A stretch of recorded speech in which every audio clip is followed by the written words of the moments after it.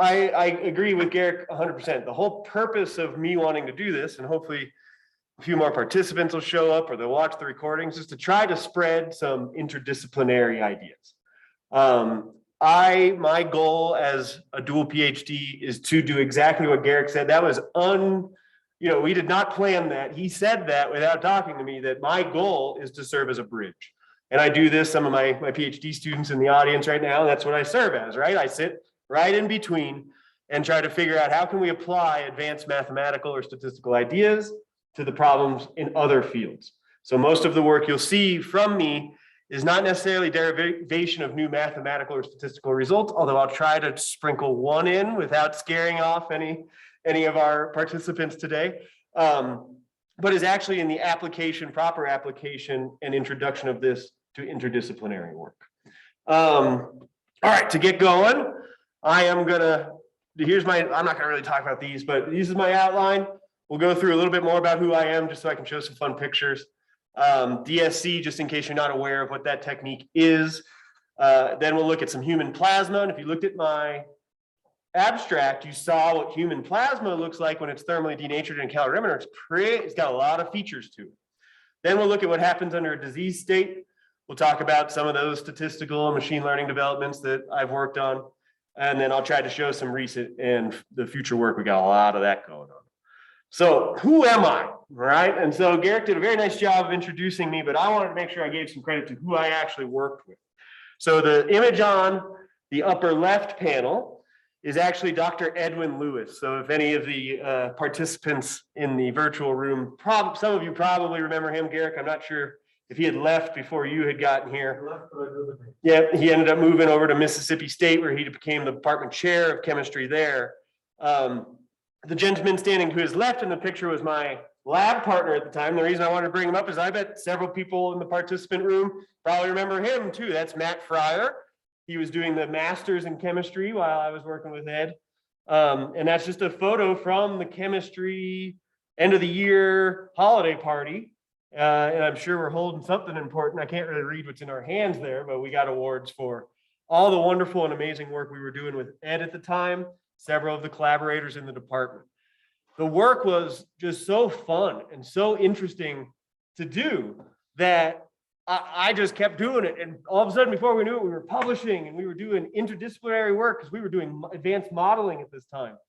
And before I knew it, as a senior, I was honored as a top 60 student, not just in the state, but in the entire US. And that's what that bottom right one is. And I think that's a huge accolade for Northern Arizona University. And I'm not sure if that program's even around anymore, but I was also a Beckman Scholar, a Goldwater Scholar.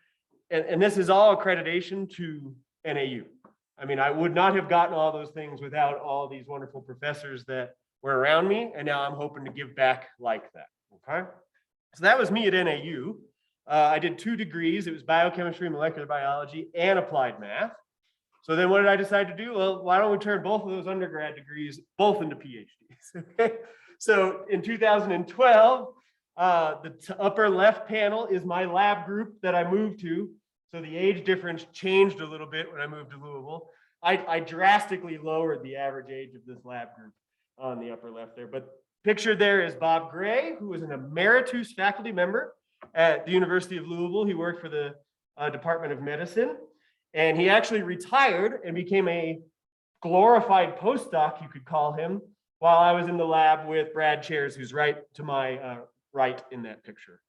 The one in the green shirt is Bill Dean, who is a well-known researcher in the area of blood chemistry.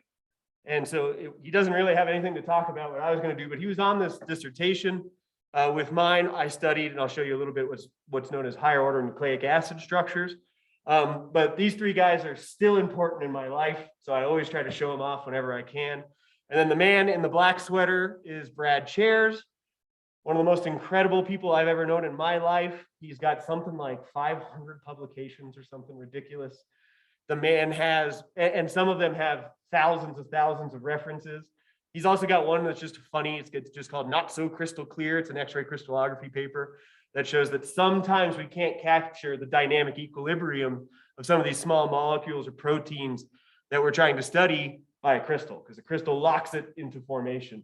And he's got this very popular paper called Not So Crystal Clear that talks about exactly that effect. Then I graduated 2012, and I wanted to become sort of the idea of a data scientist, but data science didn't quite exist yet. So I started applying for analysis-oriented jobs with a biochemistry degree and was told, we don't see an analytical or a mathematical background. So I chose to prove everybody wrong by going and getting a second PhD in applied math, and that's the upper right photo. To my, hiding over my shoulder is my wife, so don't tell her she's pictured. She doesn't like me showing her photo, but just over my shoulder is my wife. Giannis was my PhD advisor in mathematics. He's pictured there. He has since returned back to Greece, and our collaborative work has sort of dwindled away because it's real hard to work with somebody that's about 9-10 hours different from you. He always wants to have meetings at like 4 a.m. our time and things like that. And Mario is showed there. But just to prove to you that I really did write 2 huge dissertations, not just one that turned into 2 dissertations, but 2 separate dissertations. They're pictured here. And I just like to, they're big and thick, and I just like to show them off whenever I get a chance, because we all know, those of you with PhDs in this room, that usually those then go collect dust and nobody ever really looks at them again. But my dissertation, the supervised and ensemble classification of multivariate data, is actually what we're going to kind of talk about today.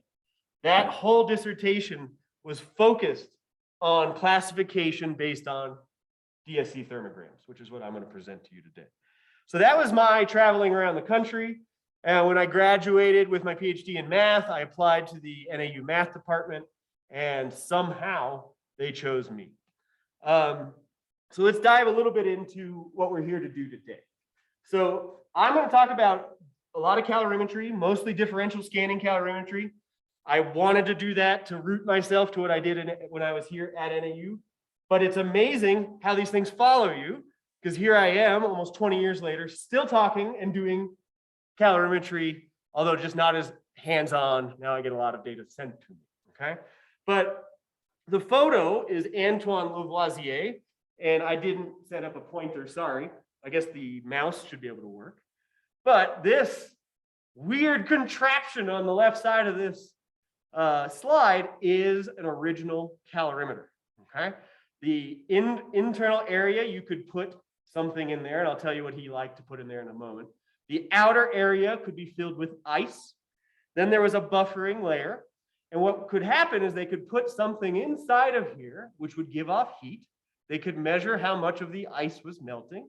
The ice would drip out. They'd measure how much, the rate of it. They could measure how much heat was being produced. So what did he like to stick in these things? Unfortunately, nowadays we use it to study biomolecules, small molecules, things like that, and we'll get into a lot of that chemistry. But he used to put basically small rodents and animals into here. So yes, very much so biological in nature, but not quite the kinds of experiments we do anymore. We don't really shove animals into instruments that look like this anymore, but a very interesting, now remember the timeline here, we're talking 1700s, mid-1700s. So this is actually a pretty advanced idea, but because they knew properties of water, they could begin measuring properties of other elements such as live animals, okay? So that's kind of where this takes off. Now let's get to modern calorimetry. Okay, so on the left-hand side is just sort of diagram of a modern calorimeter. This is a differential scanning calorimeter. You have both a sample and a reference cell. The reference cell is typically filled with a buffer that's been matched to the sample that you're working with. They even do some dialysis with the plasma I'm about to talk about to try to match it as carefully as possible. There's then 2 heaters that are attached to each cell, and there's a feedback loop, and the goal of DSC is to measure the excess heat, excess power needed to heat the sample cell versus the reference cell. So you're heating water or buffer in your reference cell, and then you hit areas with the sample cell where that protein, I used to do a lot of DNA, or we're going to talk about plasma today, that the proteins inside that begin to try to unfold. And that's going to require more energy to be put into the cell than the reference cell is going to need to heat up. And we measure that differential energy, and we can then convert that into thermodynamic characteristics. Specifically, the measurement we get here is the excess heat capacity. This thing is all shielded in a big box to keep it away from the environmental effects in your lab. And then you pressurize this thing really good because we typically ramp temperatures well up above boiling if you want to do a full scale. So that's a modern calorimeter. And these things have immense sensitivity. So I wrote here that they typically measure down to the microcalorie. And that's basically your variance, plus or minus microcalories. Yeah. The whole scale? Well, I'm not sure I can remember off the top of my head, but I can tell you that the scale can go up pretty high. It's not an upper bound type thing, it's a lower bound. The physical scale, micrograms. In terms of concentration, yeah, we're in the micrograms, micromolar type concentrations here. So very little amount of material is needed to run these experiments. Good. Any questions about the calorimeter? Okay, good. So this is what we end up getting. So this is just sort of a theoretical result. Think of denaturing a simple plasma, or excuse me, simple protein, maybe a double helix type DNA, something that's going to come apart, unfold, very simple. You end up getting something that looks a lot like a Gaussian or a normal bell curve. And that is showing you the energy needed to unfold the sample cell versus the reference cell. So that's that differential energy heats up. We convert that into excess heat capacity. The curve itself is showing you how the biomolecule unfolded. So right when we reach that peak, the maximum of the peak is where you reach the equilibrium of your unfolded and folded species. And that's an important part of this because we want to be able to solve for thermodynamic characterization. So right there at that top of that peak, we call that the melting point. We would be able to get the temperature of that melting point. And more importantly, that is where the free energy will equal 0. We can then integrate this curve. Sorry to use a few mathematical terms, but they're going to pop up naturally from me. Sorry. Okay, but we're going to integrate this curve, find the area under the curve, and the integral of the heat capacity over time will give us the enthalpy. Then, because we know where delta G equals 0, we could use that with the Gibbs equation to solve for the entropy of this system. So we can get a thermodynamic characterization of the thermal stability of a biomolecule by running this instrumentation. Good. This is not what my data is going to look like, but it's a good sample data. But this is a lot like what I worked on at NAU. So let's see a little bit of a realistic result here. So this is actually my undergraduate work here with Dr. Lewis that I brought up earlier. And what we did in my time at NAU is we characterized what are called higher order DNA structures. We specifically focused on G quadruplexes and I motifs. These are important biological structures. The best place to think about where a G quadruplex appears is in our telomeres. The human telomere is made up of the repeat TTA GGG over and over and over again, about 200, 2,000 times, depending on the age of the cell. And that completely G-rich sequence allows it to fold back on itself, almost like a knot, and form these higher order structures. The I motif is the complementary sequence of a G quadruplex. And a lot of the work, if you go look up even this paper with Ed Lewis's group, you can go look these up, and we've got lots of diagrams and experimentation trying to understand what these structures look like in solution with both a quadruplex and an I motif together. And what I'm showing you here is some of our thermal stability work using differential scanning calorimetry to study what do these structures' thermal stability look like. And you notice from the graphic on the right that this is not just a simple bell curve. That what we even began finding in the undergraduate research was that these things take on different conformations. They're not all the single I motif or a single G quadruplex. They like to flex around and morph a little bit. And obviously those different conformational forms are in equilibrium. So when we do the thermal denaturation, we actually see multiple species due to those multiple species having slightly different thermodynamic characteristics and thermal stability.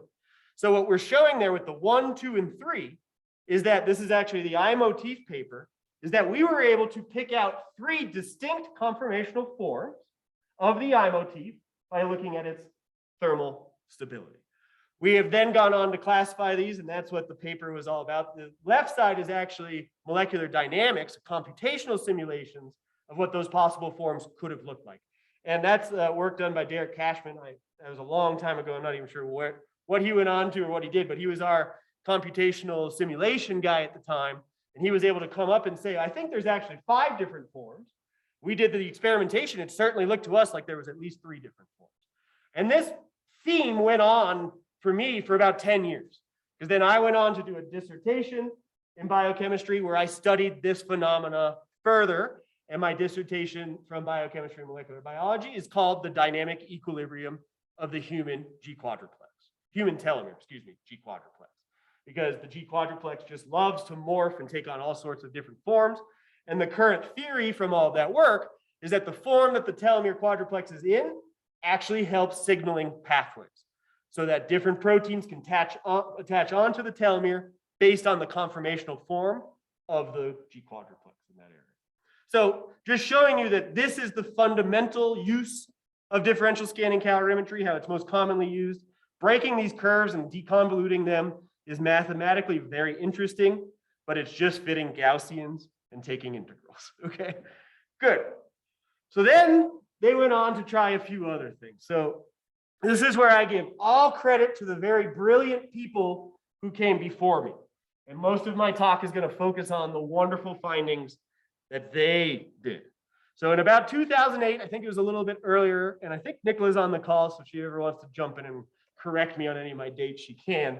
But about 2008, it was an individual known as Ben Jensen, my PI, Dr. Jonathan Chairs. There was at least 1 or 2 others in that work. And they were probably, to not hide anything, they were probably at a bar when they came up with this idea.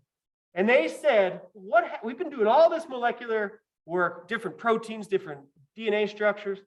What would happen if we stuck, say, whole blood into a calorimeter? What would happen? And they did that, and I'm pretty sure they broke a calorimeter because they hadn't spun out the red blood cells. I think they just gunked it up and then had to clean it up real good, or maybe buy a new one, which these things are expensive. So I'm going to say they probably had to clean it up real good. So whole blood didn't work so well, but they spun the red blood cells. They tried whole plasma, and sure enough, they started getting reproducible curves. And that's what's shown in the figure. The figure shows 100 healthy patients, so no clinically diagnosed disease. So that is healthy. We're going to put quotes around healthy today, just to mean that they're not suffering from the disease I'm studying, okay? But these patients just had no clinically diagnosed disease. They took the blood, spun it, got the whole plasma, and this is the reproducible curve they find. The gray is the error band, okay, the 95% confidence. So you can see there's some variability, and that's just us, right? Every single one of us is probably a little bit different, but the structure in general is reproducible. There's always a very tall peak 1 around 63. There's this sort of peak 2 around 70. And then you see there's also a small peak around 50. And then we are also, it's probably pretty hard to see, there's a third peak right in that 75 range. Okay, so there's features that begin to appear that are reproducible. So this work was then picked up by my PI at the time, Jonathan Brad Chairs. And the current PI is Dr. Nicola Garbett. And they have now been studying this since about 2008. I think that's when the first publication came out. And this is the active area of grant work and research for both me, Dr. Garbett, and several other laboratories around the world. So this was an exciting result. It certainly showed them that there was something they could measure, but they wanted to learn more about it. So I've taken this talk in the direction of, well, let's learn more about what generates this curve. How can I go from a technique with single proteins or single DNA structures and get simple bell curves to getting this complex set of peaks and troughs, and where does that come from?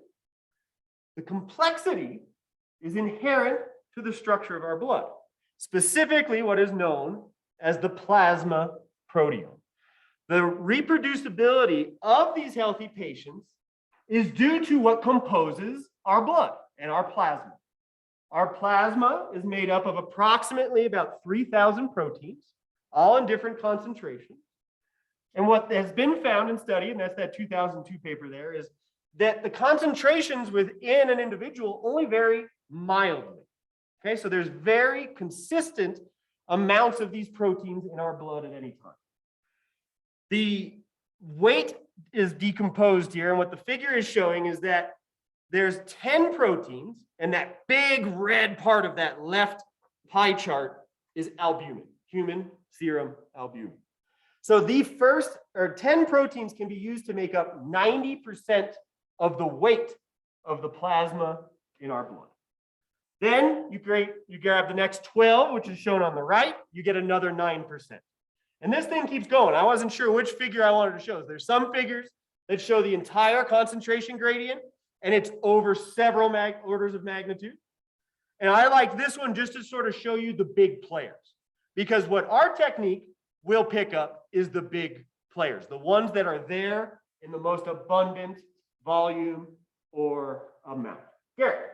Sorry for naive. Yeah, no, I told you I left time, so you guys can interrupt me. We can take questions. Yep. Is this excluding water? This is excluding water in terms of the weight. This is just a breakdown of the weight of the proteins in the plasma proteome. Yep. So yeah, I believe this is excluded water. I did put the reference there if anybody finds this area interesting. They've done a lot of work, and that's a fairly old reference. There's even a lot more known about plasma proteome now, but I did put that reference there for those chemistry questions that are going to come at me that I might not remember the answers to. But the point is, we have this consistent makeup, so it makes some sense that we see consistency when we melt the plasma of a healthy human. So they went further. They went, okay, this makes sense. So let us begin seeing if we can reconstruct the plasma thermogram of a healthy patient by individually melting all of these plasma proteins and trying to reconstruct it. So the image on the left comes from one of Dr. Garbett's publications in 2008, where they've now picked out the abundant plasma proteins, isolated, or excuse me, they've probably ordered them, they have them isolated in some way, and they melt the individual proteins. They do the DSC on the individual proteins. The upper panel shows you 4 or 5, middle panel 4 or 5 more, and you can see that the plasma proteins themselves are all over the place. Some highly stable, okay, so in the middle you can see prealbumin all the way up 100 degrees Celsius is where it's going to finally begin to come apart. Others are highly unstable, so things like, where's fibrinogens on here somewhere? It's on the bottom panel. It's in this darker blue. Notice it's melting all the way around 50 degrees. So there's a huge dynamic assessment of all the thermodynamic characterizations of these proteins. Some highly stable, some not so stable. Some have huge areas. Remember that area is the enthalpy of unfolding. Some have smaller areas. Okay, so the diversity here is wild. So is there any chance that we could grab these individual proteins and reconstruct the human thermogram, the human plasma thermogram, the healthy thermogram?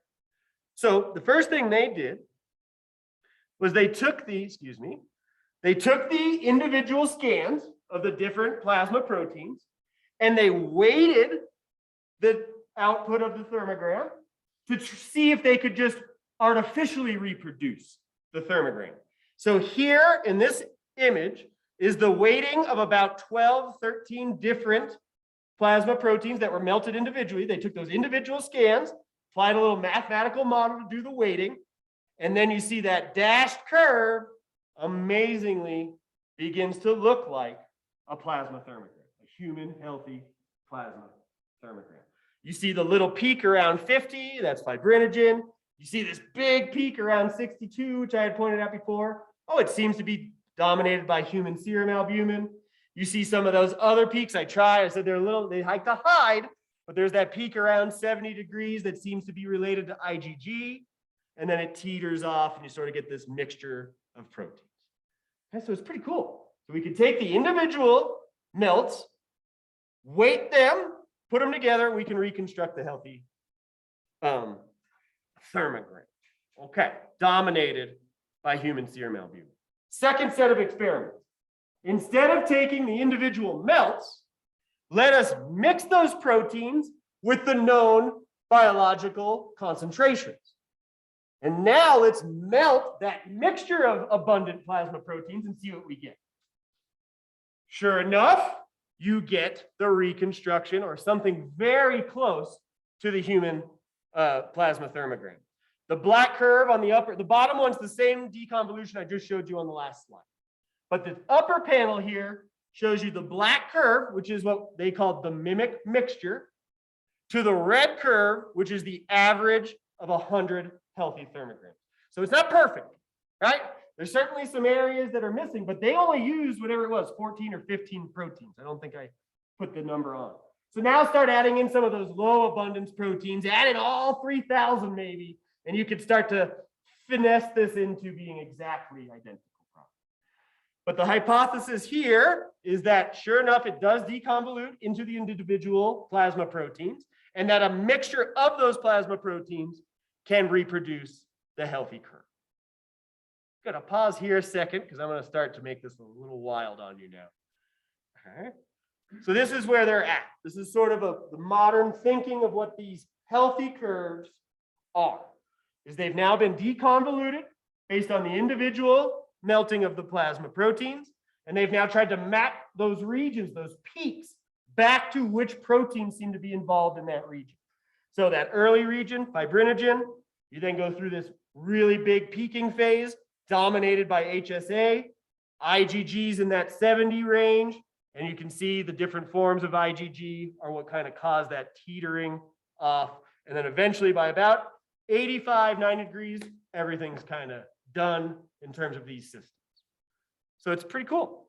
We actually have a pretty good understanding of what creates these thermograms, and we understand which proteins are driving the enthalpy that we are seeing for the denaturation. Okay, so now the big moment, right? Well, what's going to happen when we take non-healthy patients? Because if we just get the same thing over again, okay, great. This is just what it looks like when we denature our plasma. But they didn't want to just stop at this fun idea. And we've learned a lot. This was a lot of good biology, biochemistry going into these. But the real idea was to ask, well, what would, remember, I'm in a cancer center when they're doing this work. So the real question was, well, what will happen if we take plasma from someone suffering from an illness? Okay. So just the keynotes here. Some other things that I didn't show is that there do exist differences in the thermogram signature that have also been studied. Age can cause some minor differences in concentrations. Gender can cause minor differences in the way that these present. And ethnicity is actually a very big player in this work. The data was not shown, but if you take the plasma thermogram of a Hispanic individual, they are completely different than the healthy plasma thermograms of other ethnicities. So there's something about Hispanic plasma proteome is likely where that's coming from. But we do need this information because my goal as a statistician, or whatever you want to call me, a machine learning individual, is to eventually use this data for classification. We need to understand what modulates the curves and clinically where we could see the differences. So understanding the age, gender, and ethnicity effects is important to my side of the work when we finally at some point want to be able to say, what disease are you suffering from? Okay, so we will use this, but you're not going to see much of that work today. But maybe you'll invite me back, Eric, and I'll come bring some of the machine learning, and we'll see where this all goes. Good. So next thing, what happens if you're suffering from a disease? So they took and melted, I believe some of the original work was autoimmune. We were in a cancer center, so I'm sure there was a lot of cancer work always going on. And they wanted to test if disease would correlate to changes in the thermogram. This is now where we have to give credit to a lot more labs than just the one that I'm sort of building up right now. The Garbett lab is definitely one of the big hitters in this field, but there are certainly other labs, and I'm not just talking about in the United States, but the whole world, that have begun to pick this technique up and are starting to ask the same questions of can they classify difficult to identify diseases based on the changes to their plasma thermogram. Okay, so I've listed here, these are not all just studied by the Garbett lab or myself, but a lot of these are what we're working on currently. So we've studied cancers from lung, cervical. They have a huge manuscript out on cervical cancer, if you find some of this work interesting. Currently, we're working on breast cancer and melanoma. Right now, we're working on manuscripts for those. Autoimmune is where my dissertation was focused. There's the word lupus in my dissertation title. There, our new question is not just can we tell things like lupus from healthy, but can we tell lupus from arthritis?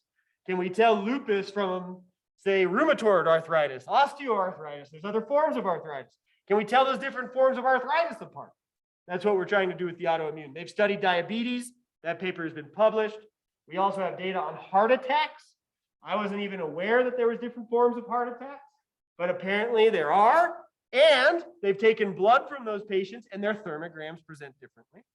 And finally, shock is something that we're currently developing an NIH proposal to study further.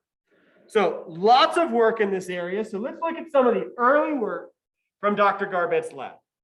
This is the correlation of the thermogram with autoimmune disorders. The upper panel shows arthritis. The pink is the healthy thermogram. The blue, pink and blue. Blue is the arthritis thermogram. Not a clear, obvious distinction, but certainly you can tell that there's been a change to their plasma thermogram. On the right is the clinical test. And you can tell for arthritis, Lyme, and lupus, I certainly really don't see a difference in the clinical test. I see a peak and I see some banding, but I certainly find it very hard, and there will be some mathematical work to get the concentration of those bands and things. But our technique on the left certainly shows a lot of modulation. So now move from the arthritis to the middle column, which is Lyme, and you can see that a majority of the thermogram has been moved to a much more stable area. Okay, so that big peak that's usually around 62 degrees, all of that has shifted. And now there's only really one maximum, and it's now near 80. So that's Lyme. So just Lyme versus arthritis right here shows you this technique is picking up something really interesting. And it seems like it's presenting distinct characteristic curves based on disease. The final one on the bottom is lupus. That's where I spent a lot of my time, was just trying to identify lupus patients. And you can again see that lupus presents differently than both arthritis and Lyme. Now, just one more time, compare those to that experiment on the right, that clinical assay, and you start to see why we think we've got something pretty powerful here. Compared to that clinical assay, which is just some banding, some different peaks. Most of those peaks look very similar. Our technique really seems to give a very distinct, dynamic set of results, peaks, troughs. We can integrate them. I've taken derivatives of these things. They are information rich. Okay, so this shows, this was one of their original studies. This went on to turn into an R01 grant. The idea that it does seem that thermograms could be used to classify disease. Go ahead, Rob. Are these also averages of hundreds of patients, or are they just? Yeah, okay. I didn't want to interrupt you, but good. The pink is the 100 healthy patients. The blue is between 20 and 30 patients. So it is an average, but not as much data as we've seen. And when we move forward, you'll see that some of these error bars have changed as we've studied it more and more. Yeah. Excellent. So here's that last figure. These are the averages of multiple scans for 5 different states: normal, that's why I said sometimes we call it normal, sometimes we call it healthy, because what really is healthy, okay? And 4 different autoimmune disorders. And you can see how distinct these patterns are, okay? So it seems, now here's where the math comes in. We got the eyeball test. The eyeball test is looking pretty good. I can certainly by eyeball see some differences here. But FDA doesn't really like the eyeball test, okay? So this is where the mathematics and the statistics comes in. How can we classify the disease based on a continuous curve? And that is where my current research lies, okay? But I'm just trying to present to you the uniqueness of these curves So these are autoimmune disorders, and I hope you like and see the diversity of scans of characteristic curves we get. Okay, these are averages. I didn't put the error bars on here because as soon as you put the error bars on, you start to notice this is not as easy of a problem as I'm making it sound. Good. One more set of data. I told you they got a really nice cervical cancer paper they've published. So I just wanted to show you one more set of thermograms. Black is your healthy.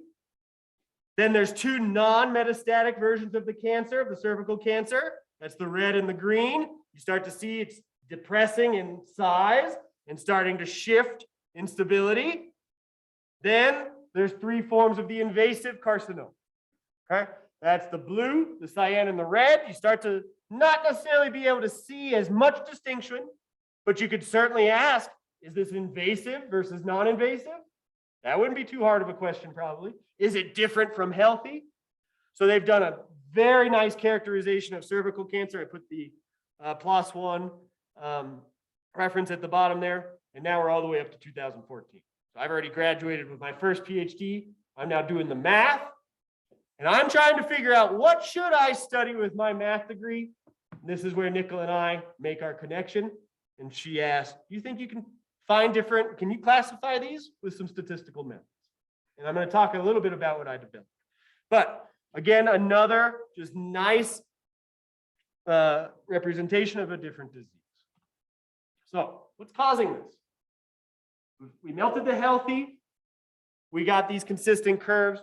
We're melting different diseases. We're getting different distinct curves. The current hypothesis is called the interactome. Okay, this is the image here is from a Nature paper talking about this idea. And the current hypothesis is that the reason that these plasma thermograms present differently is due to their interactome. We already have broken down the plasma proteome, and you've seen from the healthy studies where that reproducible healthy curve comes from. But now the new biological question is, well, why don't the disease thermograms look the same?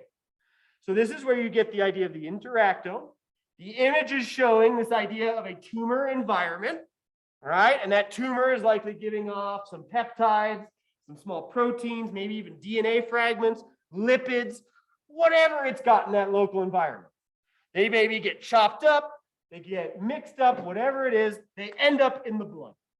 The blood has many proteins, specifically that one I talked about earlier, HSA, that just loves to bind and pick up all the circulating small molecules and move them out of your blood.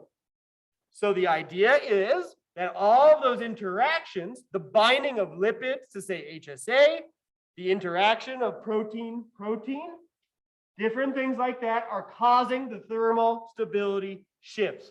This is not too exotic of an idea. What I studied with Dr. Lewis while I was here at NAU was small molecule binding.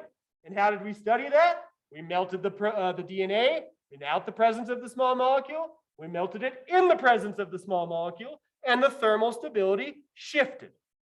Same idea here, except for now it's not a controlled small molecule. It's something coming from that tumor environment, something foreign being produced when you have lupus.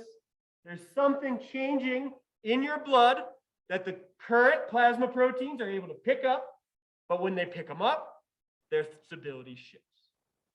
Pretty interesting hypothesis. Told you I'm working with some pretty smart people. I just get to do the math. They're the ones figuring all this stuff. Okay?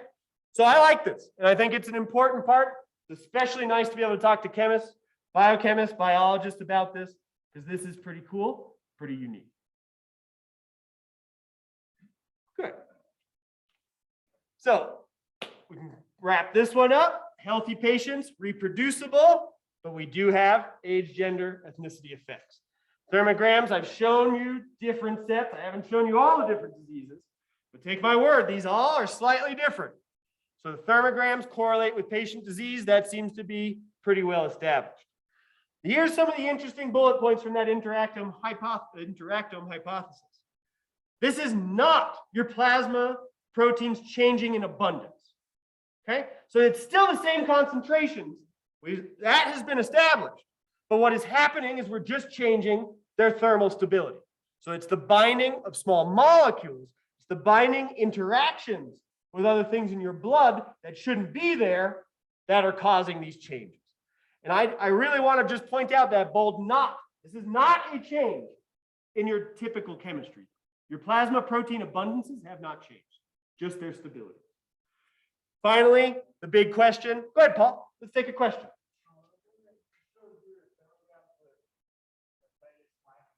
Yep.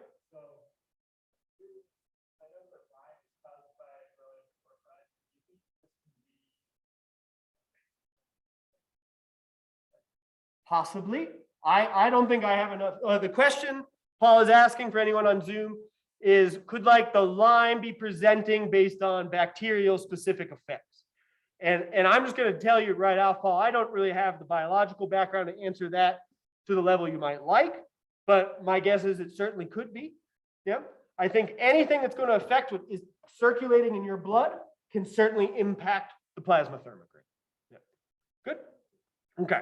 So then that last bullet point is where they brought me in. What can we do to actually try to use these curves to classify patient status? Okay. And I made a whole dissertation. Good. Let's talk a little bit about my work and a study I haven't shown you. Okay. So I'll talk. Oh, I hate when I have typos. Please ignore the typo. I tried so hard. Okay. But what I want to talk to you about is lupus. Okay. So when I first started working mathematically together with Nicola, she said this is one that we'd really like to just hone in on more. Lupus is difficult to identify. It is often mistaken with other autoimmune disorders, specifically RA and OA. Okay. So the question was, well, can I just tell the SLE patients apart from the non-SLE patients? Okay. And again, this is all done, lots of meta information. It's a clinical setting, very highly controlled. The bottom panel is showing you the comparison of their mean curves. All of a sudden, the question is not nearly as clear as it seemed when I was showing you those original studies. You can see the variation in the upper panels, but most importantly was those mean curves, and there's differences, but they're not as clear as it looked like in some of that original work. Okay. So I started thinking about how we could do this. I applied some traditional statistical techniques, but first thing I was thinking about was, are we really getting all the information we could possibly be getting from these curves? And as a mathematician, my brain immediately went to, well, what if I take a derivative of this curve? What if I take a second derivative of this curve? So I began using what is known as functional data analysis, it's a field of statistics, to model the original curves, not just as curves, but as functions, f of x equals, right? And then once I have that f of x, I can take a derivative, f prime of x. I can take a second derivative. And now I don't want to just classify off of the original data. I wanted to ask the question of how much more information could I gain from the derivatives? The panels on the right-hand side show you the first and second derivative. You can tell which one's the second derivative. It's the one with all the crazy noise in it. Okay, because these are not smoothed. I'm just trying to take the raw derivative. But you can now focus you in on the first derivative, the first set of panels. And you can see, just like with the original curve, there's distinctions in the first derivative as well.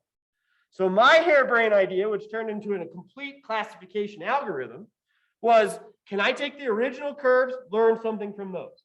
Can I take the first derivative curves, learn something from those? Second derivative, same idea. But then don't just stop there. I want to mix that information together in what's called ensembling. And now I'm basically doing machine learning. Okay. So the first set of slides here is to talk to you about functional data analysis, which is a very important field of statistics for working with continuous data. Rob, is that a question? Yeah, I think it counts whether you're taking averages of the derivatives or derivatives of the average. Taking derivatives of the raw fit to a function. Patient by patient. Patient by patient. So what you're seeing up here, the bottom is the averages, but the top, the gray background, is the variability. So we have a lot of variability, but it's done patient per patient. And I'm glad you asked that question, Rob, to clarify That's where the functional data analysis enters this problem.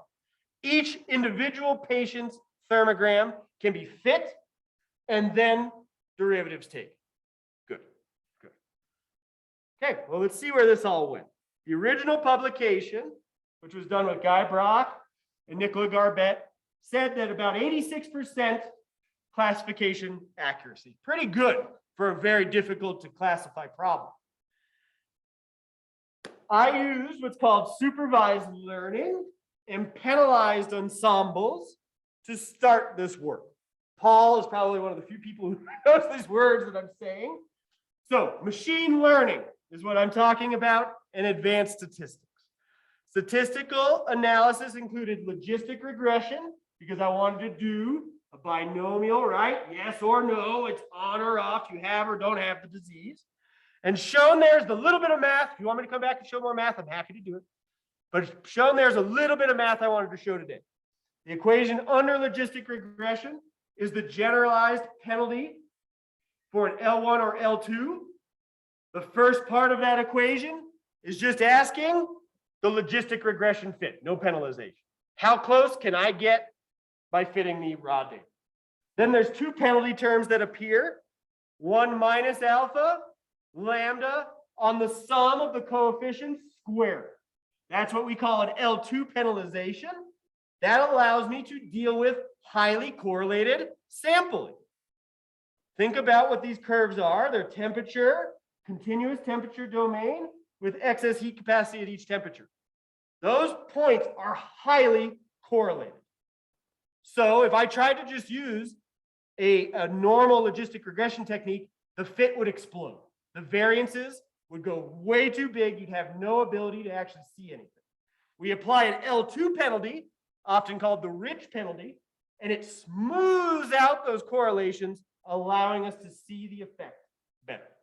But don't just stop there. We tack on the alpha, lambda with the sum of the absolute value of the coefficients. That is called an L1 penalization. L1 penalties allow you to do selection at the same time you do the fit. So the L1 penalty helps me understand which temperatures are most important for distinguishing the two diseases. Okay? That's all the math I'll try to torture you with today. But that's a really important modern one. If you're interested more, I teach a class. If you're a student in here, I teach a class where we use these. STA 578, okay, statistical computing is all about these penalized methods, machine learning, artificial intelligence. We even get all the way to neural networks, okay? I then also tried some non-parametric methods. This is a little more difficult to explain. Non-parametric just means there are no parameters in the model. The best example of a non-parametric method to tell you about is called k-nearest neighbors. K-nearest neighbors just asks, who's the closest to me? You take a thermogram of an unidentified patient. You ask, which thermograms is this thermogram closest to? And then classify based on who's near you, who's closest. That's a non-parametric technique because you never actually fit a parameter. You just ask distances. Okay. I also use functional data analysis to build what are called functional classifiers. This was what my dissertation was supposed to be. We were big and hot. I even met James Ramsey, the father of FDA. He was like, you've got no problems here. It's going to work. Try functional classification. Unfortunately, those correlations and some of the other problems I brought up made it so the functional classification didn't work as well as we had hoped. That's why we went more in the machine learning. And that's that final bullet point. My current area of mathematical statistical research is on what's known as ensembling. We can ensemble just about everything, right, Paul? Paul's in the audience here in the live audience. Paul is a PhD student over in PMI, and we love ensembling because sometimes a single fit just doesn't tell you what you want to see, but you fit many, many, many things, mix them together, and the effects start to become clear. Okay. So what I'm showing, a little bit of math here, the bottom left is from every classification technique.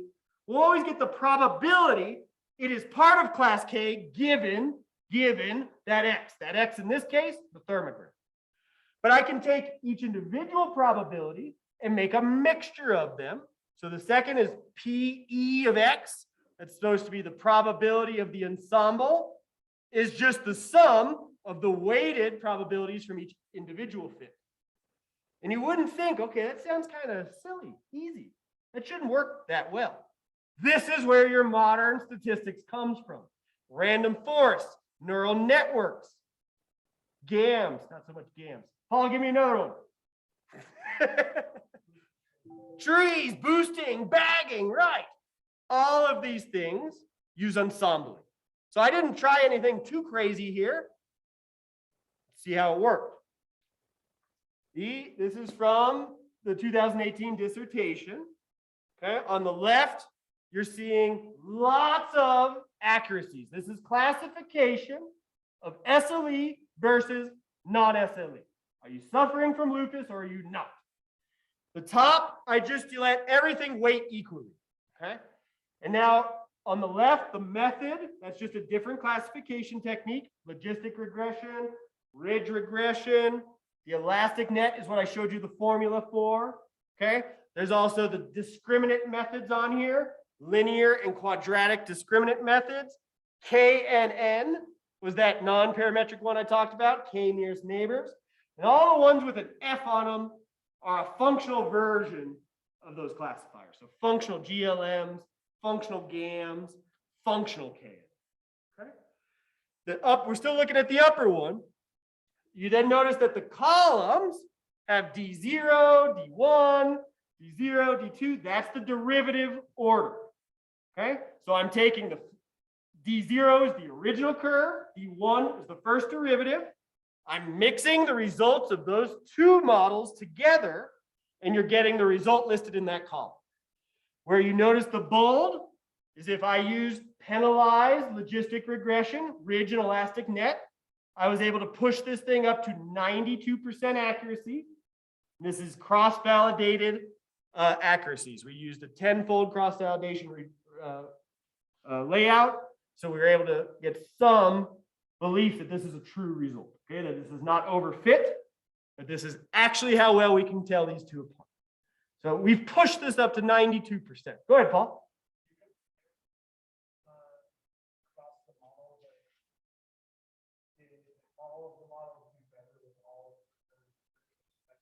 No. Paul is asking if we compared across the model types, and not necessarily. You see that the penalized regression does really well with D0, D1. But what was wild, what we found, was that the non-parametrics just seemed to love whatever information they could get. So the best answer on that top one actually comes from KNN or functional KNN, mixing all three curves, the results of fitting all three curves. And we were able to push it up to about 92.6. Okay? I haven't done anything too crazy yet either. I've just mixed them. Now I did what's called accuracy weighted. I fit the model to the, say, the original curve, figured out what my classification accuracy was by cross-validation. And then I used that as the weight, right? This model seems to only be able to get about 70% accuracy, so I only weight it to be about 70%. And then I overall weight these, you normalize them by the sum of all the weights so that everything adds up properly for the classification.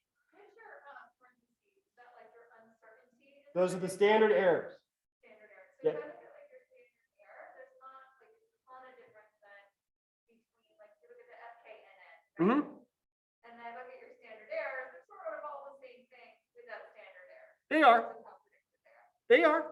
That's actually a very true result that we discussed in the dissertation, is the fact that my variances don't seem to go to one way or to the other with some of these techniques. They're fairly stable. Between techniques, they're less stable. What is it if you just have one derivative? Or you just have the raw, your underderived data, Yep. first derivative, is it any better if you just hang on to one? It's actually slightly worse. In all cases? In all cases. Ensembling, right, Paul? One of the major ideas of ensemble learning is that it reduces the variance of your fit. So these are actually smaller than you'd see from fitting any single curve. Good. So I weight the accuracies, make the better ones more important, make the less fitting ones a little less important. You start to see some general similar results, slight improvements in certain areas. Okay. But this leads to the development of a new classification technique. which we called the ensemble of functional non-parametric classifiers. What we chose to do here was all we were doing with these logistic regression fits is using the entire set of data. One full curve, take a derivative of another full curve. But we know it's particular peaks, it's particular regions that are causing the differences, right? The shifting and stabilities. So instead of fitting the entire curve, we started breaking the curve up into pieces. Let's break it up into 2 pieces. Let's break it up into 3 pieces. And then we fit classifiers to the smaller pieces, the segments. Then each individual one here, so let's work through this diagram a bit. The FDO stands for functional data object. Okay, so I've created a functional representation of the data. The top part where it's all filled in is supposed to be the whole original curve. Then I put a little line right in the middle. I broke it into 2 pieces, half and half. 3 pieces, half, 1/3, 1/3, 1/3. I used a uniform analysis so that I didn't have to overthink how to break them up into pieces. And then the idea is supposed to be that when we fit classifiers, I ensemble the mixtures of the segments. So on the 3rd line, you see one sort of lined out, then 2 gray. So the idea would be there we would use the middle segment and the 3rd segment, but we would actually remove the 1st segment because it gave us no useful information. The point of this was both to try to get very high classification, but also what temperature regions were the main important ones differentiating the curves. We already know what proteins are supposed to be in that region. So if I was able to get a temperature region, maybe I could then map that back to which proteins were being affected.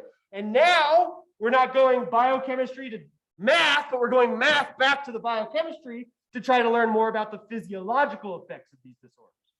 Okay, so that's why we tried these different temperatures, or excuse me, different segments. And then you can see as we go down any single line that gets more and more segments and the mixtures of those. Then the point of this black box line is there's your best fit. Is if I say break it up into all those segments, I use the shaded ones, I discard the lines. That gives me my best fit if I was just to say use the original curve. Then I do the same thing on the 1st derivative. And I do the same thing on the 2nd derivative. Each one giving me an optimized ensemble. If you're already ensembling those, why not then ensemble all of them?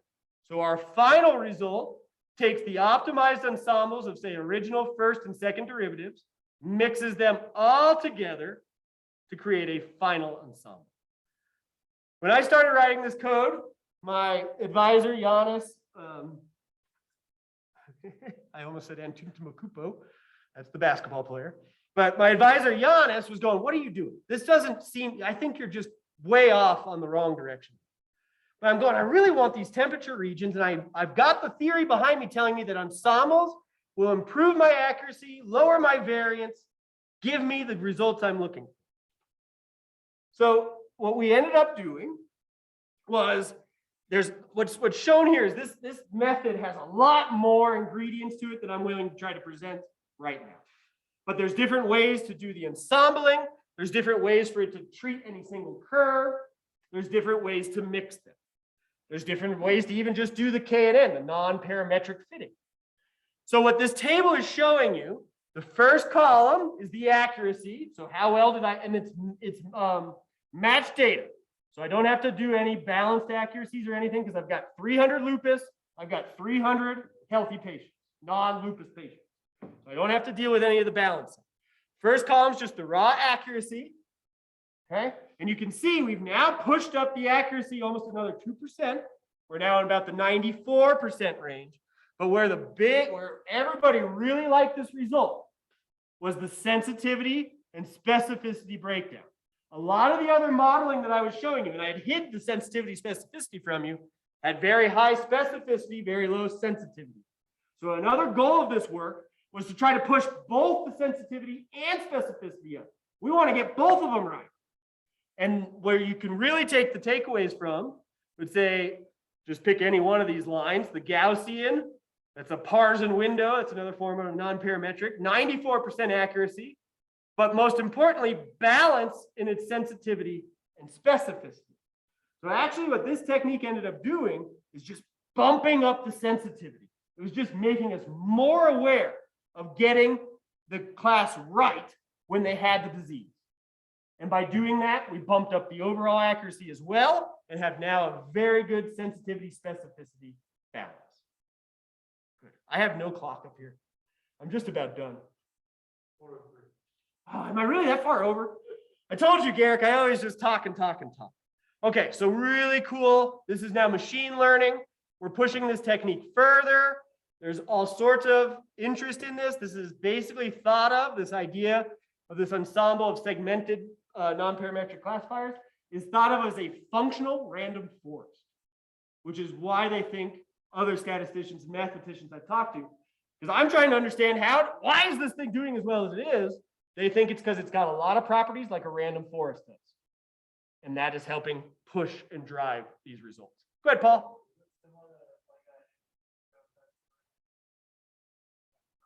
Yeah. Everything is chosen based on cross-validation. Everything is chosen based on cross-validation. I never make a single decision without knowing that that's going to be the mean behavior I see over a long period of time. Good. Okay, we can blast through these last few ones, get everybody out of here and enjoying their weekend. Here is a 2022 manuscript that we just published where we broke down the characteristics of lung cancer thermograms. I haven't talked to you too much today about sort of the lower statistical way we attack these. The way we often do it is we characterize features of the curve. We ask, where's the highest peak? How much area is under the curve?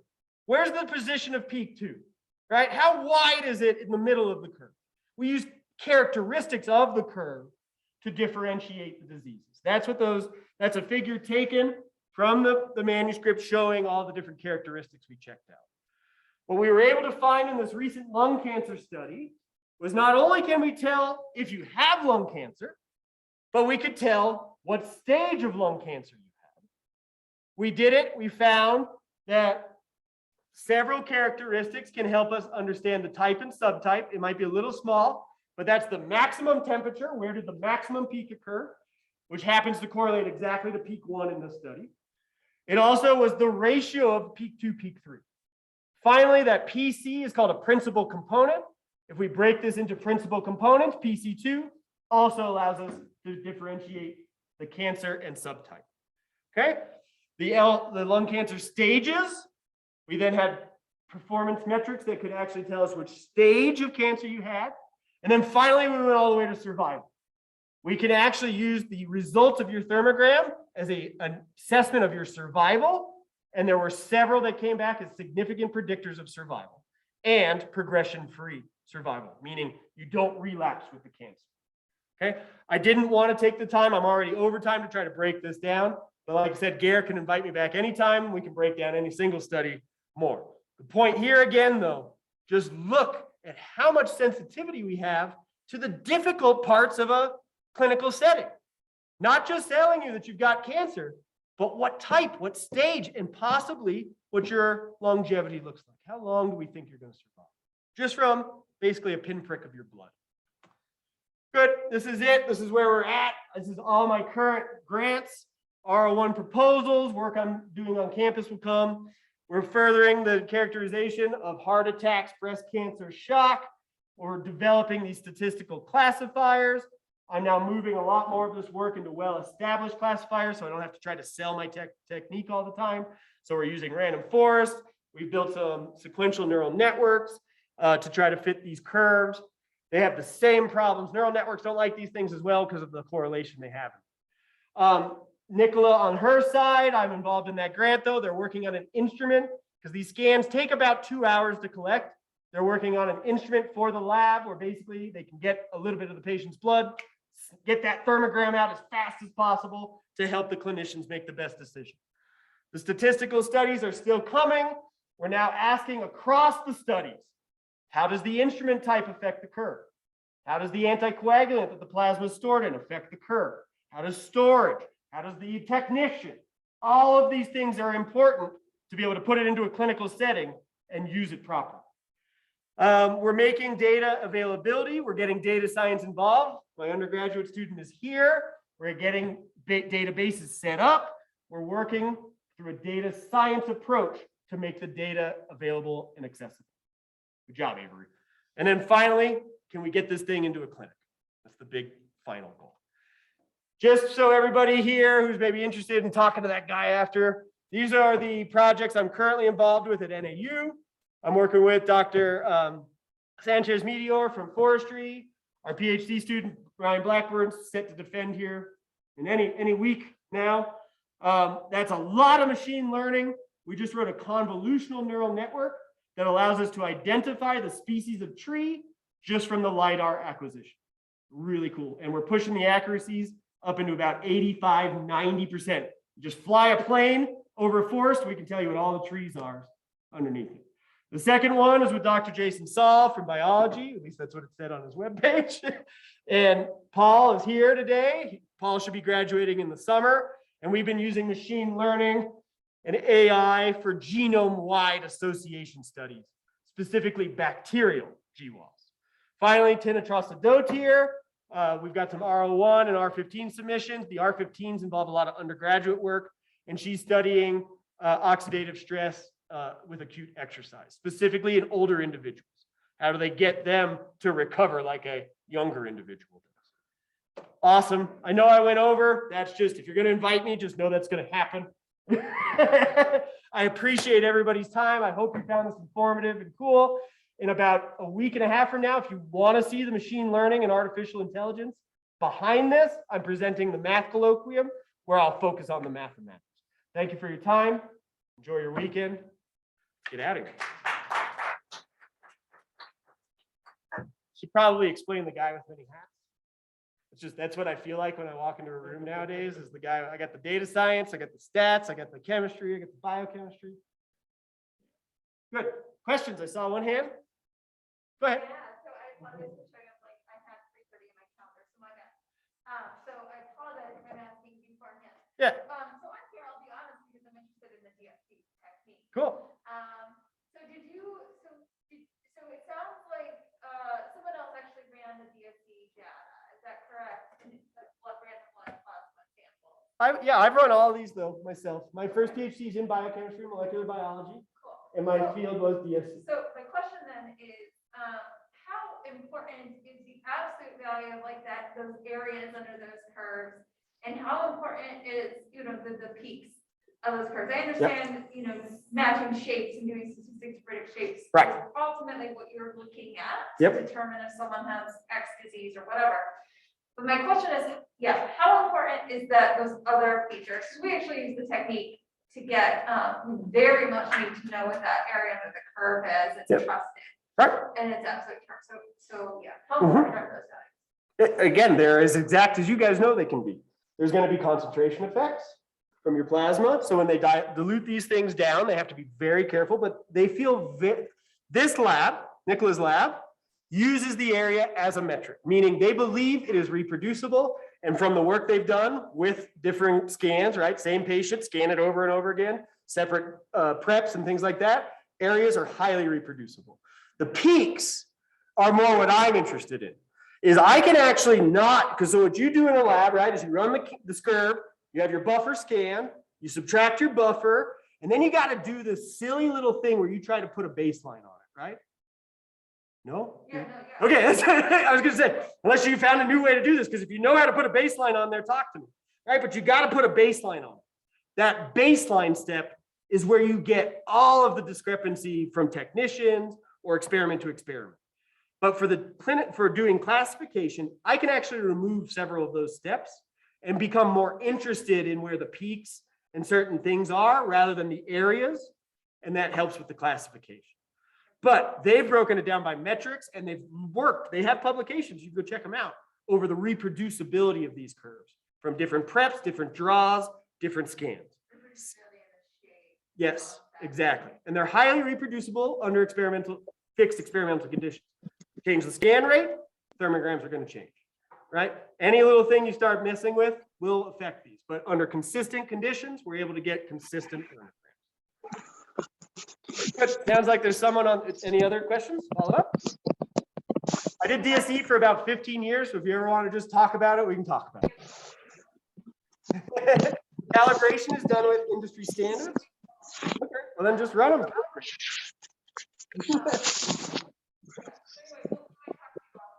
You should. I very much so enjoy the world of calorimetry. That's Andy. Can I just, it's okay if I mute him? Any other questions? I like that though. Part of what I wanted to do here was drum up ideas of, you didn't walk in when I was talking at the beginning. My idea is to serve as a bridge. So while I could go in and run the hand, by hand instrumentation, or I could just sit in my computer lab all day.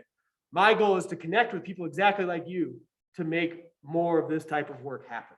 Machine learning applications to DSC are really, really cool right now. Yeah. But usually when we use machine learning, we don't normalize and we don't do a buffer subtraction. Oh, we do a buffer subtraction, but we don't do a baseline subtraction.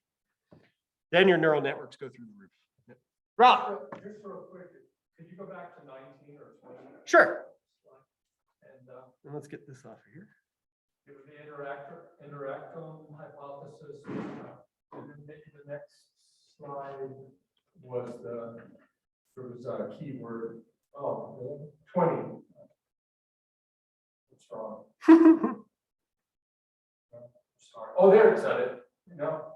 Yeah, it said urine, blood plasma, etc. by DSC and mass spectrometry. Oh, yes. How do those two methods are very different? Yeah, that's another reason. But Rob's barking up a good tree, right? A big part of what they've brought me on to do is they're also getting a ridiculous amount of mass spec data telling them about what proteins are available, but not also just what proteins are there, but also what post-translational modifications have occurred. Because the other aspect of this is that a modification could cause the change in stability. So we're trying to correlate modifications that could be due to the disease back to the changes in the thermograms, which is where we brought in the mass spec data, which is just huge data. And currently that's what we're looking at. That's what my active research is trying to correlate the translation, the modifications to the changes in the curve. There's a key term in mass spectrometry of macromolecules, biomarkers, which is native mass spectrometry. Yep.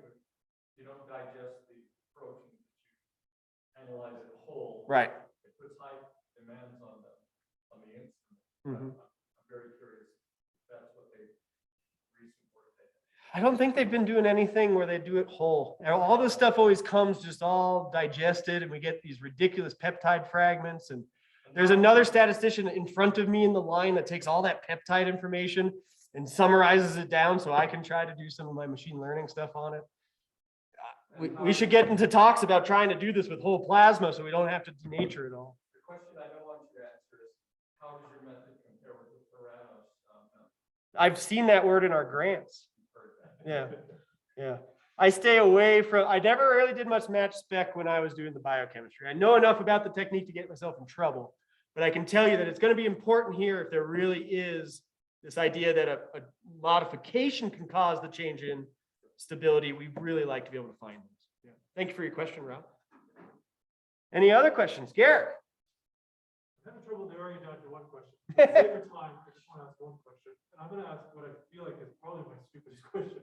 But I am 1 degree separated from machine learning advanced statistical techniques. A lot of people that I work with apply these to data we collect and they run with it and we get so much out of it. One thing I have trouble wrapping my head around is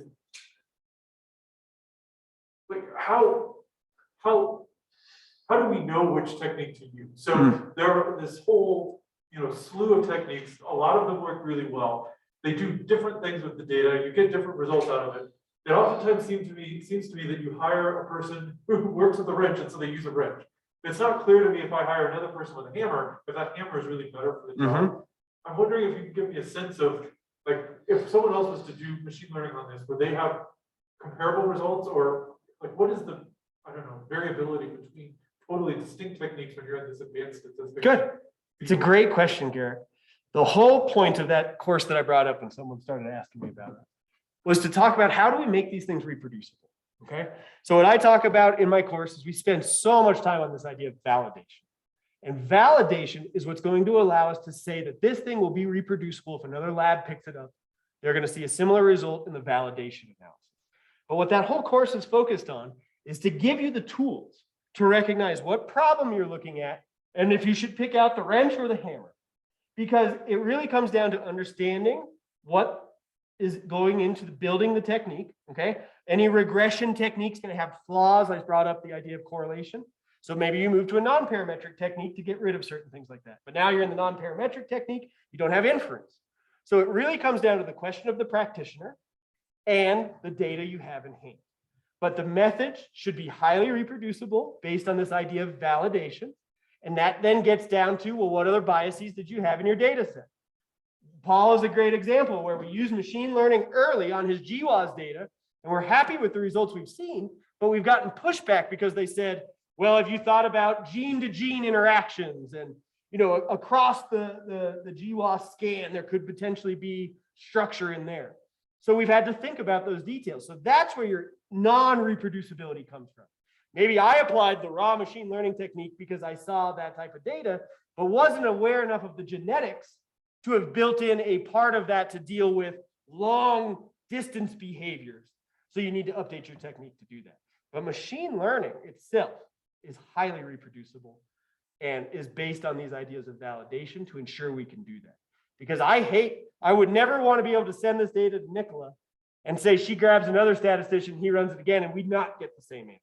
So all of my work is about transparency and validity, that what I'm showing you here will hold up in the clinic when we get there. Now, not sure if that really gets at what you were talking about, but the point is that you often do need someone specialized in these areas to know what's the best tool to pick up and what's the best approach to do that. But just that individual themselves is not enough, because without the expert opinion to understand where the flaws in the machine learning might have been, you may always have a bias or something that needs to continue to be taken care of. So for me, it takes several individuals. You need someone highly knows that instrumentation, knows that experimentation really well. Then you get your machine learning person that really knows how they're going to properly adapt your data to those machine learning techniques. They're also overcoming a lot of this with these auto builders. So right now there's one just out. It's an R package, also a Python package called AutoML, which is trying to take that part of it out of the hands so that someone like you who feels a little separated from it could potentially use AutoML or AutoKeras exists now to tell it, you find the best model for me. They take a really long time to run, but it checks everything for you. So my personal reason for doing this stuff is to be that bridge, right? Because I think it's important to have someone who can really think through the machine learning details, which I think really boosts projects. And I think Paul will double down on that of, I never really write code for him, but just having the eyeball to being able to say, hey, this technique looks like it's doing good. Do you see anything right or wrong with this? And it's amazing how often I'll find some little code chunk or conceptual idea that was done slightly incorrectly. We make the update and the results get better. It's more just the practitioner knowing and have done this stuff enough allows me to see those things. So I think that the future should be people working together, be the best you can in that area. Take it from me, trying to spread yourself too thin, you start to lose other aspects, which is why there's certainly biological aspects here that I probably knew way better when I was at the Louisville lab that I've lost now, but my machine learning is what's driving the most of this work. Thank you. This is a really fascinating. Cool. Let's thank whoever was